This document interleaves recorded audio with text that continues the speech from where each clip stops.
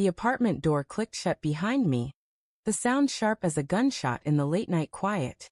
My keys jangled, too loud as I dropped them on the counter.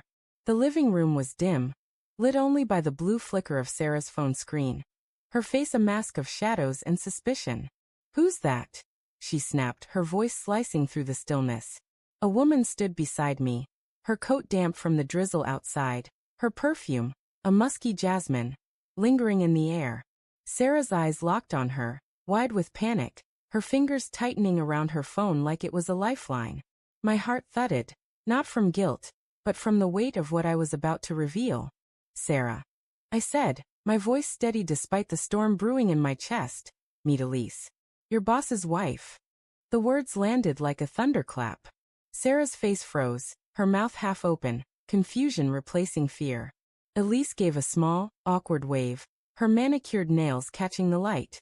I could see Sarah's mind racing, piecing together the impossible. This wasn't what she thought. Or was it? It started 3 weeks ago, with a text that buzzed my phone at 2 a.m. Sarah was asleep, her breathing soft, but I was awake, staring at the ceiling restless.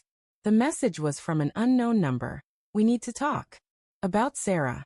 My stomach twisted. I didn't reply, but the next night, another came. "Check her DMs. You deserve to know." I laughed it off, spam probably. But the seed was planted. A splinter of doubt burrowing into my mind. Sarah's phone was always glued to her hand, her notifications silenced, her screen locked with a passcode I didn't know. She'd been distant lately, her laughter forced, her eyes darting away when I asked about her day. The apartment felt different after that. The sleek hardwood floors, the exposed brick walls we'd loved when we moved in, now seemed cold, sterile. I noticed things I hadn't before. Sarah's late nights at the office, her new perfume, the way she'd angle her phone away when texting. I checked her Instagram, nothing overt, just vague captions like "chasing dreams" with a sunset filter. But the comments, her boss, Derek, was always there, liking her posts, dropping emojis.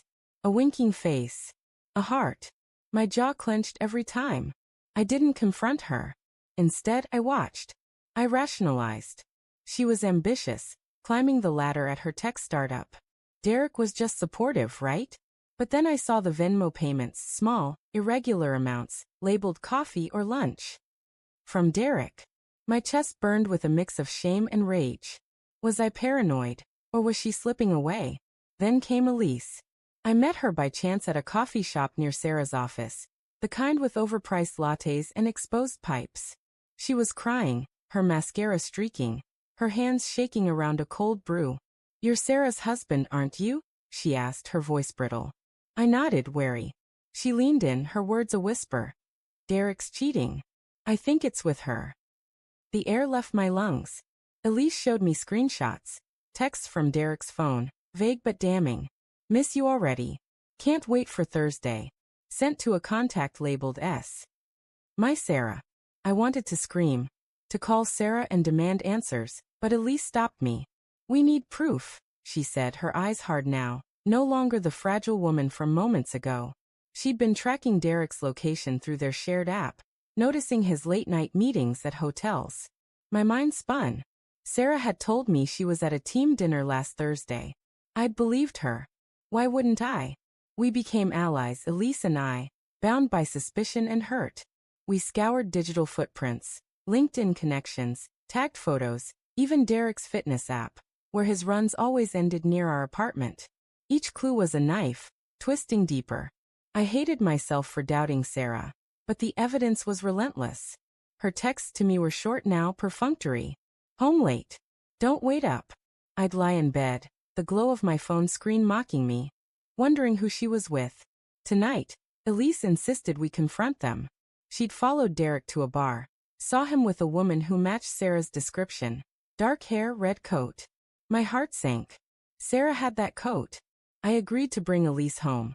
To face Sarah together. I needed answers, even if they destroyed me. Now, standing in our living room, Sarah's eyes darted between me and Elise. "What's going on?" she asked, her voice trembling. I wanted to hold her, to erase the last 3 weeks, but the truth was a tidal wave. "Sarah," I said, my throat tight. "Are you sleeping with Derek?" The question hung in the air, heavy as the rain outside. Her face crumpled, not with guilt, but with shock. What? No, she cried, stepping toward me. Why would you think that? Elise cut in, her voice cold. Don't lie. I've seen the texts. The hotels. Sarah's gaze snapped to her, then back to me, her eyes filling with tears. You think I'd do that to you? She whispered. My resolve wavered. Her pain felt real, but so did mine. Then Sarah's phone buzzed. She glanced at it, her face paling. It's Derek, she said, her voice barely audible. She turned the screen toward me. A text. I'm sorry, Sarah. I told her it was you. I didn't know what else to say. My blood ran cold. Elise grabbed the phone, her hands shaking as she read. He's covering for someone else, she muttered, her voice breaking. It's not Sarah. The room spun. Sarah's sobs filled the silence, raw and jagged. I've been working late to get a promotion, she said, her words spilling out. Derek's been mentoring me, that's all. I swear. She showed me her emails, her calendar. Endless meetings, no hotels. The Venmo payments? Group lunches she'd covered for the team. The red coat at the bar? A coworker, not her. Elise sank onto the couch, her face ashen. Then who? She whispered. My anger shifted, no longer at Sarah, but at Derek, at myself for doubting her. I'd let suspicion poison us, let a stranger's texts unravel years of trust.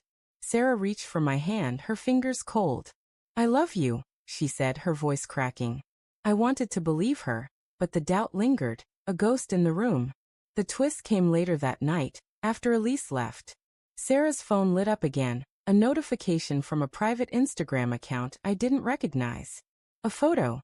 Derek, arm around a woman in a red coat, tagged at a hotel. Not Sarah. The caption read, Caught you. Sent by Elise.